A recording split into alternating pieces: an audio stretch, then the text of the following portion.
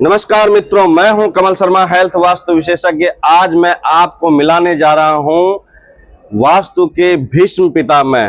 कोलकाता के अंदर में काफी वर्षों से वास्तु के अंदर में काम कर रहे हैं और आज से ही नहीं, मेरे गुरु के मित्र हैं और मैं इनसे मिलकर के मैं अपने आप को धन्य समझता हूं। आपका नाम सर बताएं लोगों को। मेरा नाम डॉक्टर सुरेंद्र कपूर है। इन्होंने कुछ ज्यादा ही तारीफ कर दिया है। काया वास्तु के बारे में जरा लोगों को बताइए कि काया वास्तु क्या है। 45 साल करने के बाद वास्तु, मैं अभी भी वास्तु का एक स्टूडेंट हूँ। और वास्तु जो है, भूमि, भवन, यान, शयन, 4 प्रकार का विशेष वास्तु होता है। पहला वास्तु भूमि का, उसके ऊपर भवन का, फिर घर में शयन का मतलब मंजूसा जो फर्नीचर है, और चौथा वास्तु होता है यान। जब हम घर से निकलें, चाहे पालकी हो चाहे नौका हो, ये यान वास्तु है। आजकल नगर वास्तु है और साथ में कई वास्तु की विधाएं बन गई है। लेकिन मेरे विचार से वास्तु का प्रथम उद्देश्य क्या है? वास्तु शास्त्र प्रवक्ष्यामि लोकानां हितकाम्य। समस्त लोगों के भले के लिए वास्तु को विश्वकर्मा जी ने हमें दिया है। और इसीलिए हमें चाहिए कि हमारा घर, हमारे कमरे, हमारी काया के अनुरूप हो। क्योंकि सबसे सुंदर, सबसे सुख निरोगी काया जी। 7 प्रकार का जो सुख है, पहला सुख निरोगी है। तो निरोगी हमारा घर जो है, हमारा ईंट पत्थर नहीं है। हमारा घर, हमारी कुर्सी, हमारा शयन, सब कुछ हमारी काया के अनुरूप होना चाहिए। तभी हम वास्तव में सुख में रहेंगे, शांति में रहेंगे और समृद्धशाली हो। तो क्या काया वास्तु के द्वारा 7 चक्रा को ठीक किया जा सकता है? हाँ जी, आपने बहुत अच्छा कमल जी प्रश्न पूछा। आप जानकार हैं, आपने बिल्कुल सही प्रश्न किया।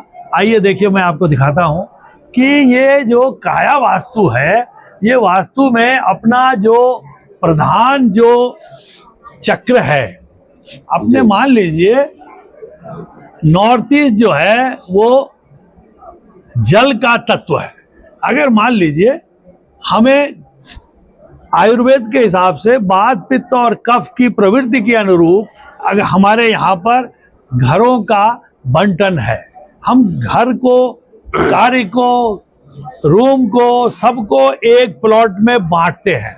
तो नॉर्थ ईस्ट जो है वो हमारा जल है और अग्नि तत्व जो है वो दक्षिण पूर्व है, और दक्षिण पश्चिम जो है वो हमारा भूमि तत्व है, और उत्तर पश्चिम जो है वायु तत्व है।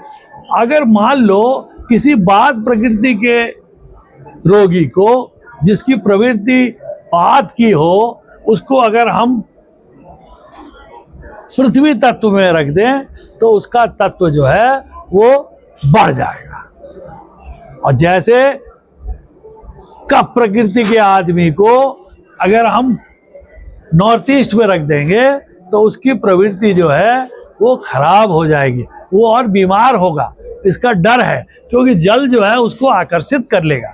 इसीलिए हमें उसके तत्व के अनुसार, उसको ज़्यादा वायु चाहिए तो हम उसे एयरी एलिमेंट माने वायव्य कोण में अगर उसको रखें तो वो स्वस्थकर रहेगा, सुरक्षित रहेगा और अपनी काया के अनुरूप निवास कर सकेगा। तो यही प्रकृति जो है, अगर साधारण आदमी को भी हम देखें तो हमारे ये मूलाधार जो है, इसकी अगर हम चक्रा बैलेंसिंग करें तो मूलाधार, स्वादिष्ठान, मणिपुर, अनाहत, विशुद्ध और आज्ञा, तो ये जो सब है, ये वास्तव में साइंस के हिसाब से ये एंडोक्राइन ग्लैंड्स है। और ये हमारा जो चक्रास है, ये इससे अंगांगी भाव में जुड़ा हुआ है। इसमें हमारी रस की प्रवृत्ति है, हमारी मंत्रों की प्रवृत्ति है, इसमें हमारे रंगों की प्रवृत्ति है, इसमें आसन प्राणायाम की प्रवृत्ति है।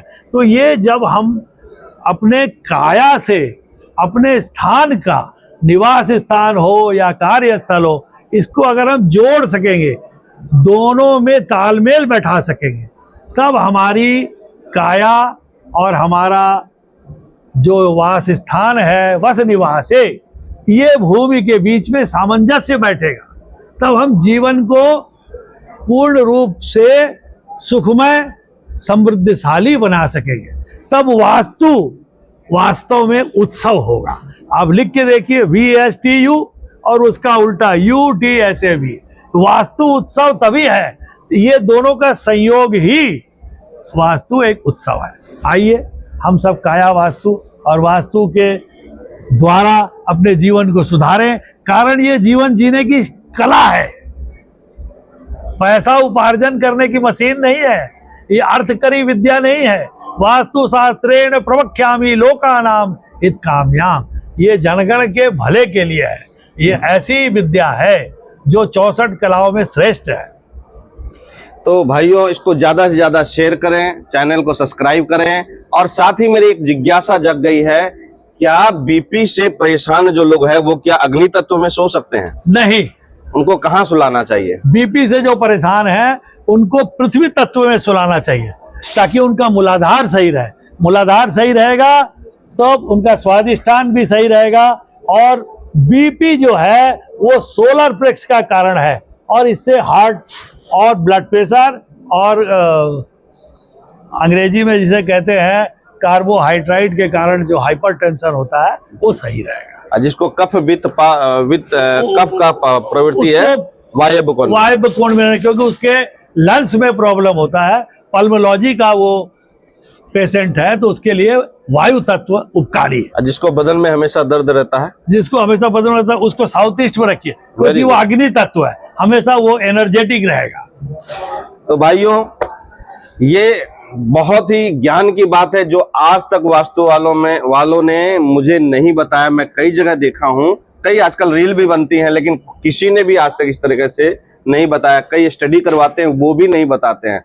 तो इस जानकारी का आप सब फायदा उठाइए, लोगों को शेयर कीजिए, लोग जान सके, पहचान सकें कि वास्तु क्या है, कैसा इसका उत्सव है और कैसी काया है। वस निवासे निवास के योग्य को भूमि कहते हैं। धन्यवाद, नमस्कार। नमस्कार।